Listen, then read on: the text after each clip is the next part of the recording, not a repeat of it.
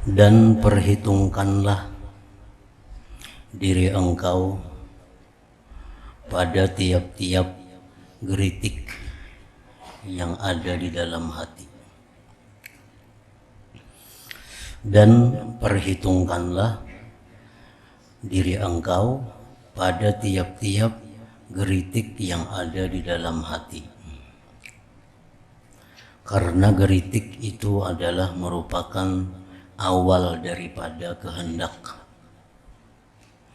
Dan kehendak itu merupakan awal daripada perbuatan. Nah, disuruh kita menghitung geritik-geritik hati. Apakah ada geritik hati yang sifatnya kebaikan atau geritik hati yang sifatnya adalah maksiat, atau geritik hati yang sifatnya adalah mubah, perkara yang dibolehkan.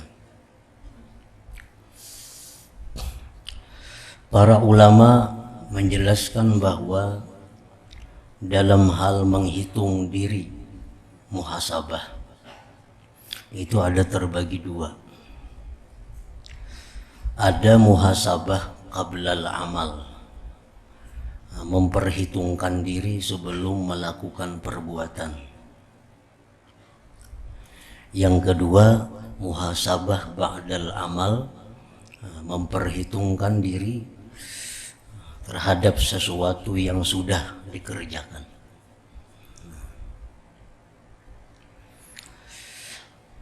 Yang pertama itu adalah memperhitungkan diri sebelum kita melakukan sesuatu. Maksudnya ayyakifa inda awwali hammin, bahwa dia berhenti sebelum ketika pertama-tama menginginkan. Dia berhenti terlebih dahulu sebelum melakukan sesuatu yang dia inginkan. Berhenti. Wala yubadiru bil amal, tidak langsung mengerjakan. Baik itu perbuatan yang mubah atau perbuatan taat, hendaknya tawakuf dahulu, berhenti dahulu sebelum melakukan. Artinya umpamanya perbuatan taat yang timbul dalam hati kita, jangan langsung kita lakukan. Karena barangkali ada taat yang lebih utama lagi daripada apa yang kita inginkan itu. Nah, misalnya kita hendak memberikan duit ke sebuah masjid. Nah, itu satu kebaikan. Jangan langsung kita berikan duit itu ke masjid. Tapi tawakuf artinya berhenti dahulu. Kita hitung dulu apakah ada lagi yang lebih perlu dari masjid itu untuk menerima duit kita ini. Nah, itu artinya muhasabah sebelum amal. Karena apabila kita melakukan satu taat dan meninggalkan taat yang lebih utama, maka berarti di situ ada bahagian nafsu, kada semata-mata ikhlas karena Allah.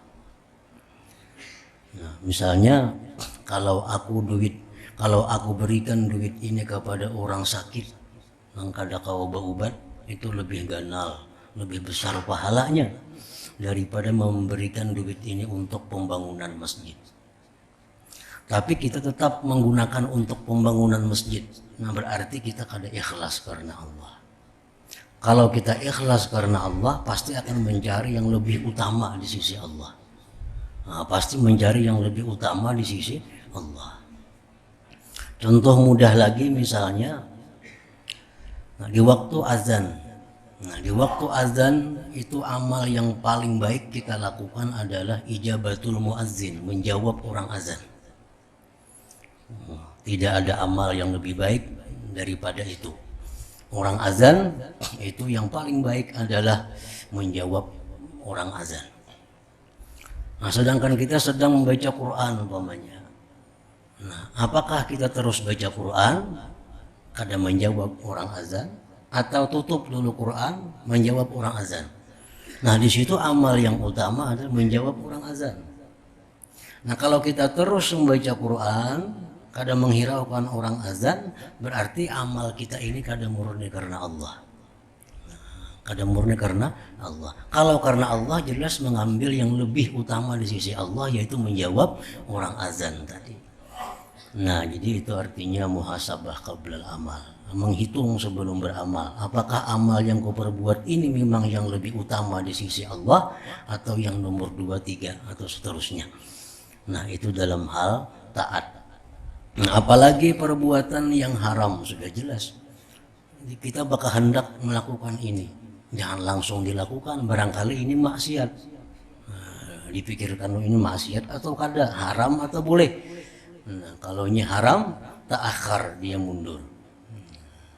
Nah, kalau ini boleh, nah di situ disuruh lagi kita menghitung. Oh ini kau lakukan kada haram, boleh aja nih. Nah, boleh pun dihitung. Apakah ini boleh? Nah, boleh ini bisa membawa kepada yang haram, atau boleh ini bisa membawa kepada yang boleh terus menerus, atau boleh ini membawa kepada kebaikan.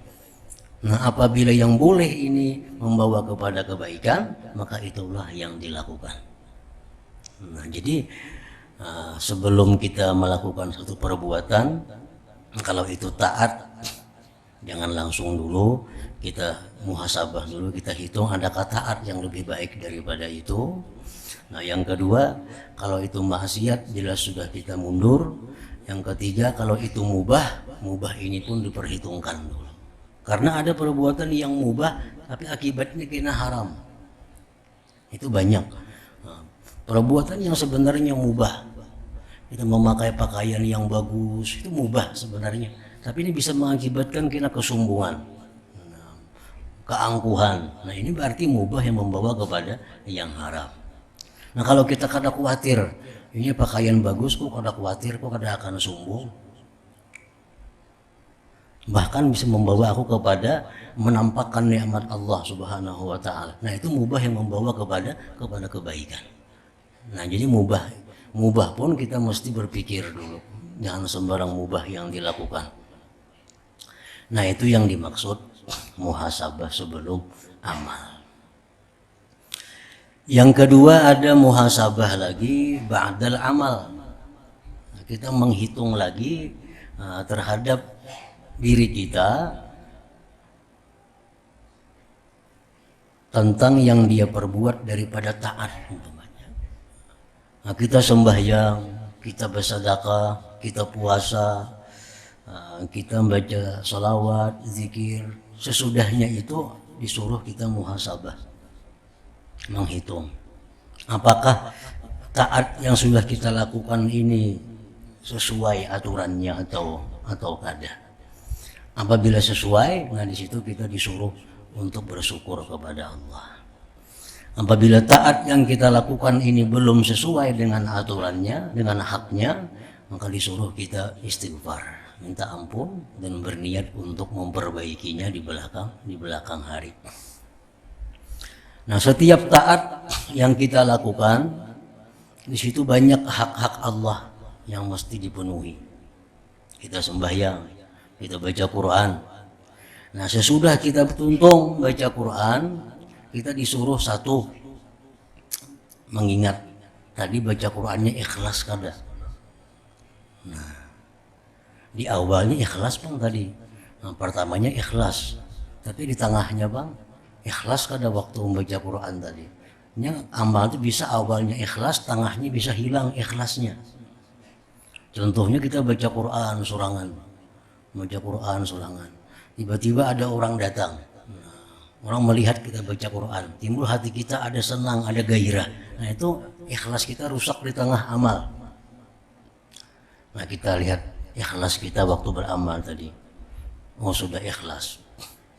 Yang kedua, hak amal itu adalah apakah amal kita ini sudah sesuai dengan petunjuk Rasul atau kada sesuai. Nah yang ketiga, kita beramal itu kita syuhudul minnah.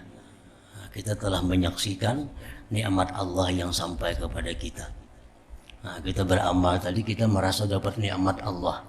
Kita merasa dapat hidayah Allah. kita merasa dapat taufik Allah, supaya jangan ujub dengan amal.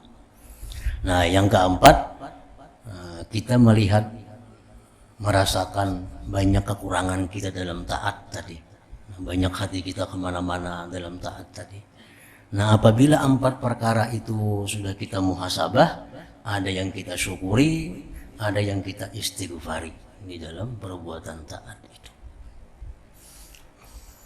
Nah, itu wahasib nafsaka fi kulli khatratin.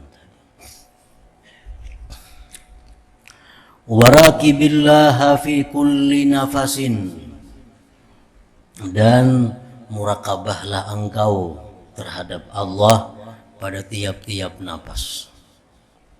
Murakabah itu artinya salah satu maknanya adalah merasa diawasi oleh Allah. Nah, jadi merasa diawasi oleh Allah ini merupakan satu langkah pertama seseorang berada di jalan yang benar.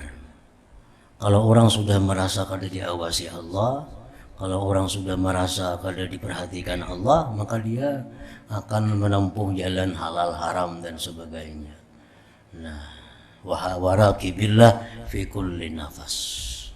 Murakabahlah engkau akan Allah pada tiap-tiap nafas. Artinya, rasakanlah dirimu selalu diawasi oleh Allah, dilihat, didengar, diketahui oleh Allah Subhanahu wa ta'ala.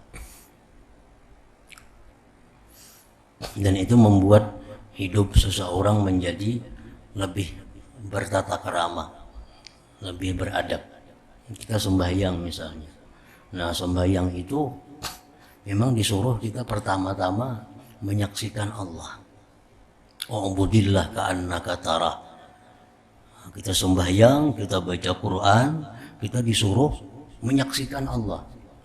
Fa illam takun tarah. Jadi kalau engkau tidak mampu yang demikian, rasakan Allah mengawasi engkau. Nah, kalau kita kada kawa dalam ibadah itu musyahadah kepada Allah, maka ambil yang kedua, bahwa kita ibadah ini kita sedang disaksikan oleh Allah. Bacaan kita ini didengar oleh Allah, gerak-gerik tubuh kita dilihat oleh Allah. Nah, sehingga ibadah kita bisa menjadi bagus, bacaan kita menjadi teratur, gerakan tubuh kita menjadi teratur. Kalau kita merasa bahwa kita diawasi, dinilai oleh Allah. Nah, itu murakabah artinya. Waraqibillaha fi kulli nafasin. Kenapa kita bacaan Quran, salawat, laju, tapuntal membaca? Karena kita kadang merasa didengar oleh Allah, kadang merasa didengar oleh Allah. Kalau baca Quran kita barang aja, selawat kita asal sampai 100 kayak apa jadinya. Yang penting sampai bilangannya 1000 sehari. Nah, karena kita kadang merasa didengari oleh Allah. Sembahyang kita laju, kada bubuku beruas, kada bertumak ninah, ruku sujudnya. Kenapa? Karena kita kadang merasa dilihat oleh Allah. Nah, jadi murakabah ini adalah sumber adab. Nah, sumbernya adab itu adalah mambaul adab muraqabatullah. Nah, sumber adab itu murakabah kepada Allah Subhanahu wa ta'ala. Ini baik di tengah orang banyak atau sorangan sembahyang, bagus, rapi, teratur sembahyangnya karena dia merasa diawasi oleh Allah Subhanahu wa ta'ala. Qala Umar radhiyallahu anhu, berkata Sayyidina Umar radhiyallahu anhu, hasibu anfusakum qabla an tuhasabu. Hitunglah diri kalian sebelum kalian dihitung orang. Hitunglah diri kalian sebelum dihitung kalian. Dihitung orang. Hitunglah diri kalian sebelum dihitung orang. Nah, artinya menghitung diri itu artinya kita, misalnya kita zuhur, kita kalau menghitung apa yang kita lakukan mulai subuh.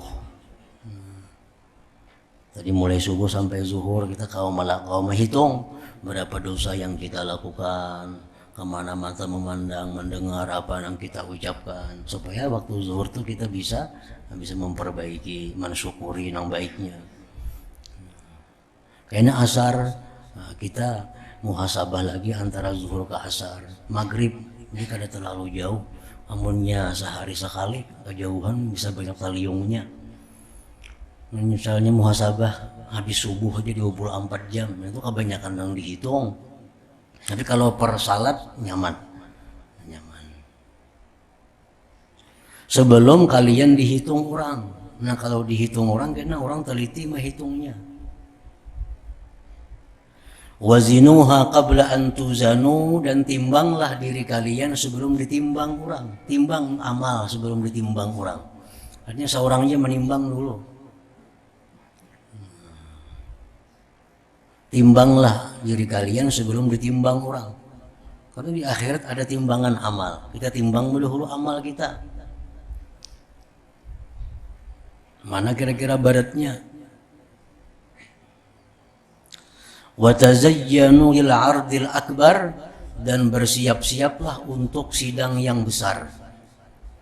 Nah, sidang yang besar ini sidang di hadapan Allah.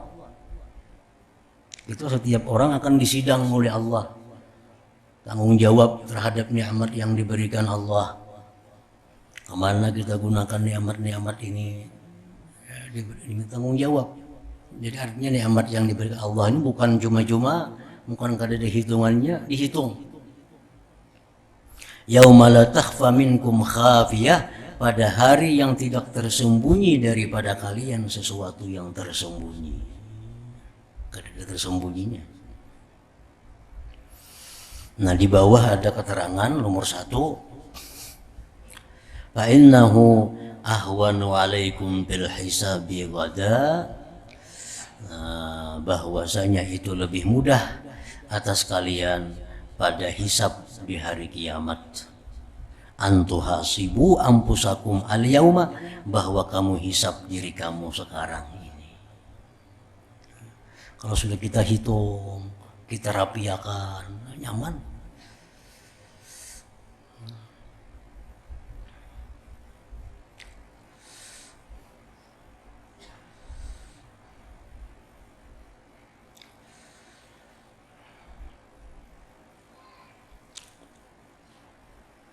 Hakadha ja'at riwayatu hadal khabar fi kitabil Qusas wal Mudzakirin di Ibn al-Jauzi sat 43. Wa ja'atil ibarat fi nuskhatihim wazinuha qabla an tuzana alaikum. Ay ista'iddu wa tahayya'u. Arti wa tazayyanu artinya bersiap-siaplah untuk menghadapi sidang yang agung.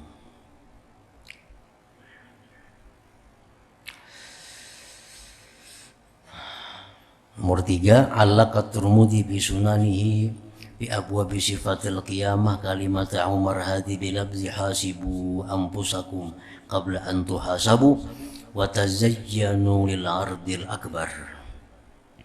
Wa innama yakhifful hisab yaumal qiyamah ala man hasaba nafsahu fid dunya. Hanya saja ringan, inting perhitungan pada hari kiamat atas orang yang telah menghitung dirinya pada dunia ini.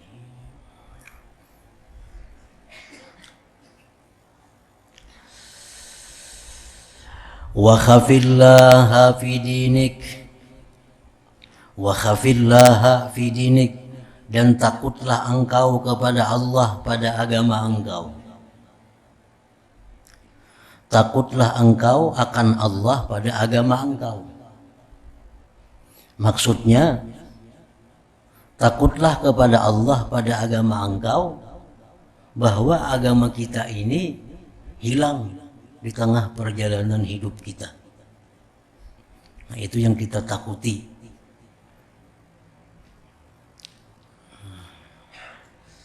Rasulullah berdoa, seringkali beliau baca doa, ya muqallibal qulub, tsabbit qalbi ala dinik. Itu tanda ketakutan beliau atas agama. Ya muqallibal qulub, wahai Tuhan yang membulak-balikkan hati, tsabbit qalbi ala dinik, tetapkanlah hatiku atas agama engkau. Nah, orang yang mengamalkan doa ini itu alamat husnul khatimah. Orang yang kada khawatir kehilangan agama, dia akan kehilangan agama di akhir hayatnya. Orang yang kada khawatir kehilangan agama, dia akan kehilangan agama di akhir hayatnya. Orang yang khawatir kehilangan agama, dia akan selamat di akhir hayatnya. Ya muqallibal qulub, tsabbit qalbi ala dinik. Wahai Tuhan yang membulak-balikkan hati, tetapkanlah hatiku atas agama Engkau.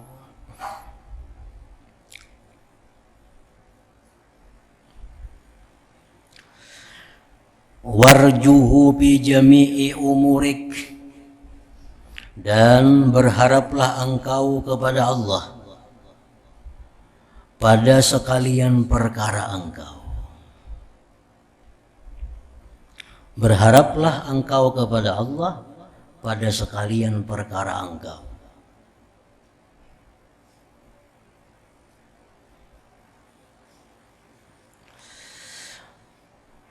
Wasbir ala ma asabak, dan sabarlah engkau atas sesuatu yang menimpa kepada engkau daripada musibah.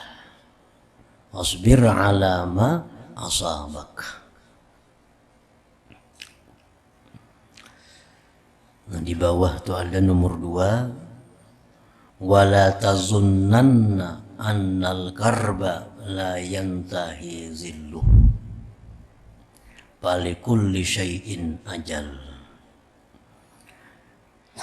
Jangan kamu menyangka bahwa kesusahan, kesulitan itu tidak akan berakhir. Nah, jangan menyangka bahwa kesusahan itu terus menerus. Jangan menyangka itu. Karena tiap-tiap sesuatu itu ada masanya, temponya. Jadi di waktu kita susah, artinya apakah yang kita hadapi? Nah, jangan kita menganggap bahwa ini bakal salawasan. Jangan, karena ini pasti ada batasnya. Wa'lam annal faraja ya'ti min qalbi syiddah wa dzikr, bahwa kelapangan itu datang dari hati yang sempit dan sulit. Wa syawahiduhu katsirah, wa minha qauluhu ta'ala wa basyiris sabirin. Allah berfirman dalam Quran mengkhitab kepada Rasulullah SAW, wa basyiris sabirin, berikan kabar gembira kepada orang yang sabar. Berikan kabar gembira kepada orang yang sabar, karena satu saat mereka akan mengalami sebaliknya, kegembiraan, kelapangan. Walam yakul, Allah tidak berfirman wasallis sabirin. Allah kadang menyuruh kita menghibur orang-orang sabar, tapi disuruh kita mengabarkan kabar gembira kepada mereka. Wa inna ma qala wa basyiris sabirin liyufida anna sabira, bahwa orang yang sabar yastaqbilu bisyaratan, dia akan menghadapi kegembiraan, min farajin, kelapangan, au ajrin atau pahala, au nasrin atau pertolongan, au yusrin atau kemudahan.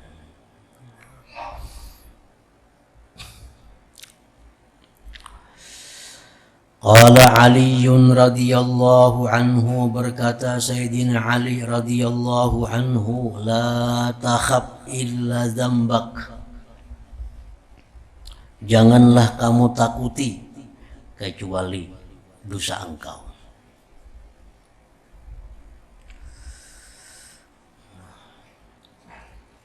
Jangan kamu takuti kecuali dosa engkau, karena dosa ini sumber malapetaka. Nah, dosa ini sumber malapetaka. Setiap dosa yang kita perbuat itu pasti akan menimbulkan bencana kepada kita. Ada yang langsung, ada yang sedang, ada yang kena di akhir hayat kita, ada yang di akhirat. Memang kada semuaan dosa begitu kita perbuat langsung ada bencana. Tapi pasti ada bencananya, bisa lakas, bisa sedang, bisa lambat, bisa di akhirat. Nah, itu dosa-dosa yang kita kada minta ampun kepada Allah. Dosa-dosa yang kita kada tobat. Kalau tobat itu ya dihapus sudah. kita berbuat dosa. Nah, berbuat dosa. Jadi ibaratnya dosa ini laksana bom waktu. Atau saat dia akan meledak, menghancurkan kita. Kalau kita kada tobat dari dosa ini. Bisa isuk, bisa bulan kaina, bisa tahun kaina. Pokoknya setiap dosa itu pasti akan membawa kejahatan.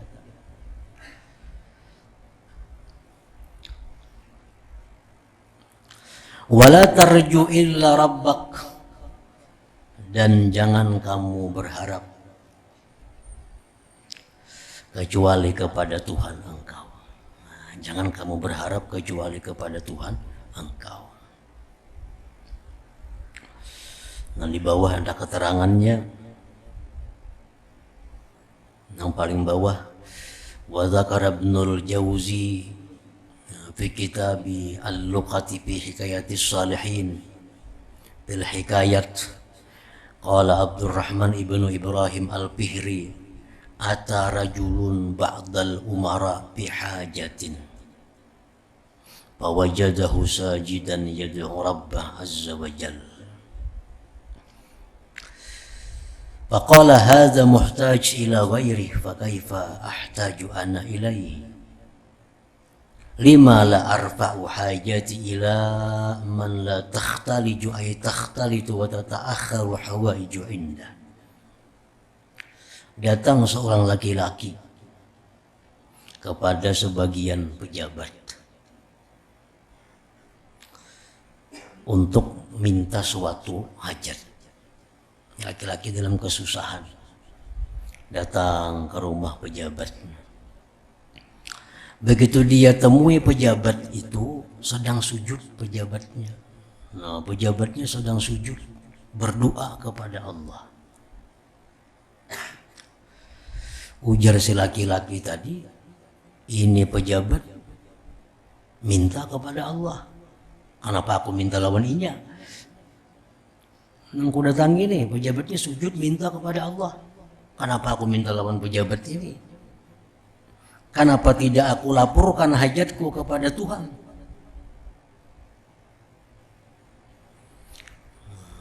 Mendengar pejabat tadi apa yang dikatakannya oleh si laki-laki tadi.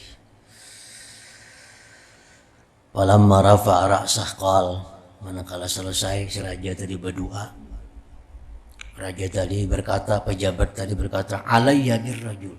Mana laki-laki tadi? Laki-laki yang datang tadi mana? Pak Utiyabihi. Nah, orangnya ini nah datang tadi. Faqala, ujar raja, ujar pejabat tadi, a'tuhu asyrata, beri dia 10.000. Beri dia 10.000. Nah, jadi belum mengutarakan lagi hajatnya kepada pejabat ini, sudah diberi pejabat 10.000. Kenapa? Karena dia melihat bahwa kenapa aku minta lawan pejabat, jangan minta lawan Allah. Pejabat lawan Allah Ta'ala juga minta.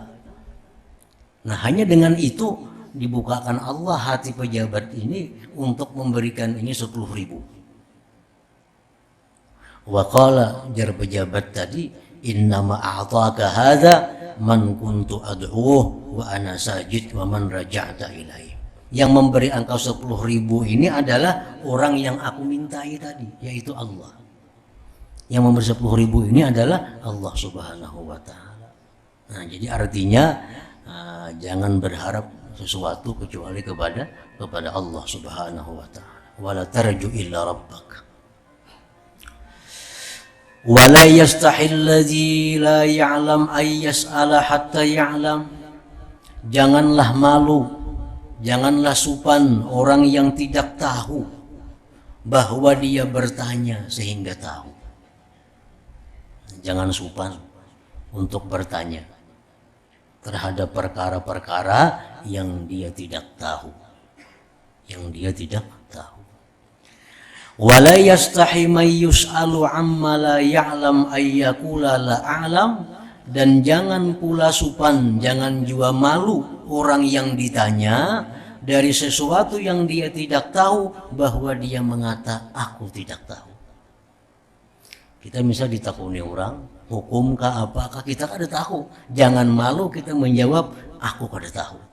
Nah, Jadi orang nang kada tahu jangan supan betakun, dan bagi nang ditakuni jangan supan bepada kada tahu kalau memang itu kada tahu.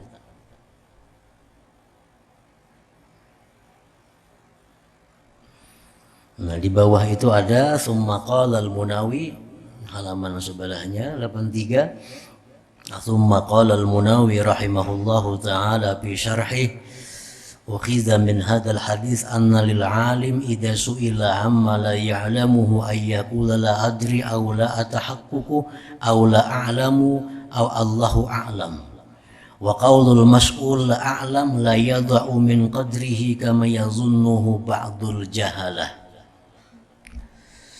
Diambil daripada ini hadis bahwa atas orang yang alim bila ditanya sesuatu yang dia tidak tahu, bahwa dia menjawab aku tidak tahu. Aula atahaqququh, atau aku tidak bisa memastikan jawabnya. Atau Allahu a'lam, Allah yang lebih tahu. Dan perkataan orang alim yang demikian itu bahwa aku tidak tahu hukumnya misalnya, itu tidak menurunkan derajatnya, tidak akan merendahkan kadarnya. Sebagaimana orang jahil menyangka bahwa itu menurunkan derajat. Li'anna al-alim al-mutamakkin la yadurruhu jahluhu bi ba'dil masail, karena orang alim yang mungkin itu tidak mengapa dia tidak tahu dengan sebagian masalah. Yang mutlak alim itu Allah Subhanahu wa taala. Kalau kita biasa banyak ada tahu dengan hal-hal itu tuh biasa.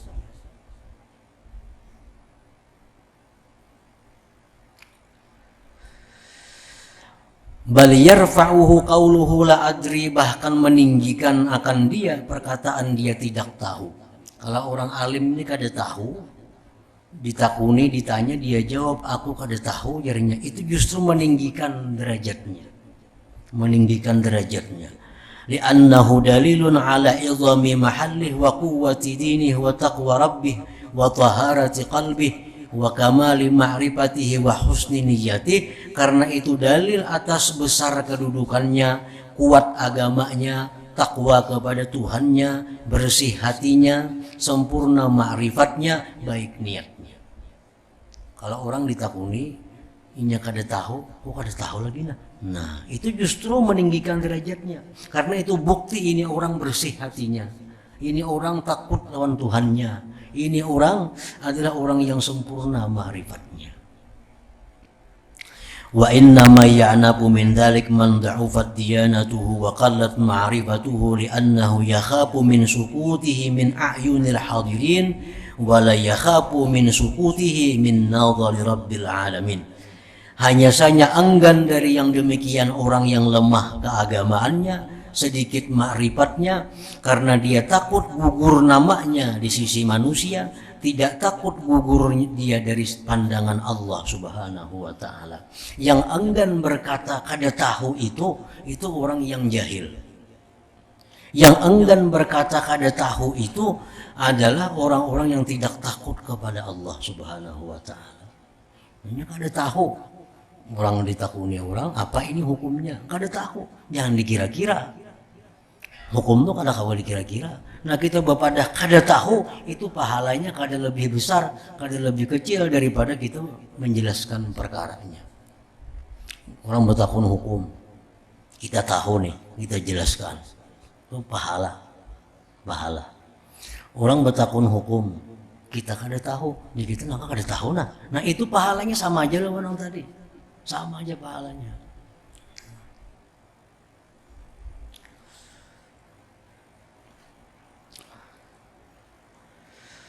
Bila kita enggan mengucapkan kalimat bahwa aku kada tahu, wahada jahalatun, itu kejahilan, warikatudin, dan ketipisan agamanya, lemah berarti agamanya.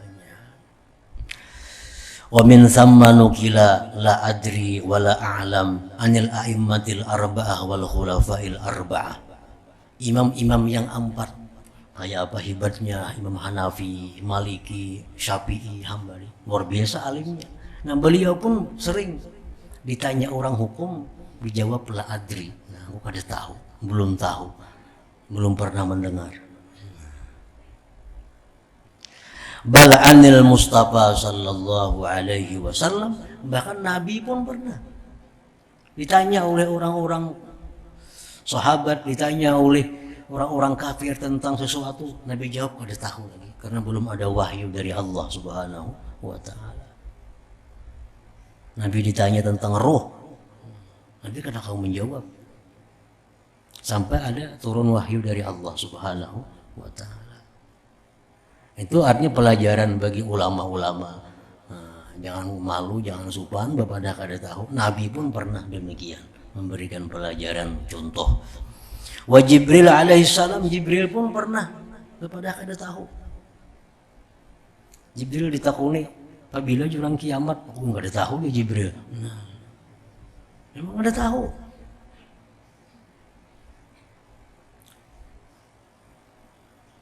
Kama ja'at dzalik fi hadis wa khairul biqa al masajid. Nah, jadi wala yastahi, dan janganlah malu, mayus alu, orang yang ditanya amma la ya'lam, dari sesuatu yang dia tidak tahu, jangan malu ayyakula, bahwa berkata la a'lam, aku tidak tahu. Jangan malu. Karena kalau kita urusan mencari keridhaan Allah, mencari pahala dari Allah, itu pahalanya kada kalah dengan orang yang bisa menjelaskan tadi. Berapa rukun Islam? Rukun Islam 5. Dia tahu, 1 syahadat, 2 sembahyang, 3 ini, 4, 5 ini. Nah, saya kong tahu berapa rukun Islam? 5. Napa-napa, nggak tahu ingat lagi. Nah, itu kada kalah pahalanya dengan yang pertama tadi.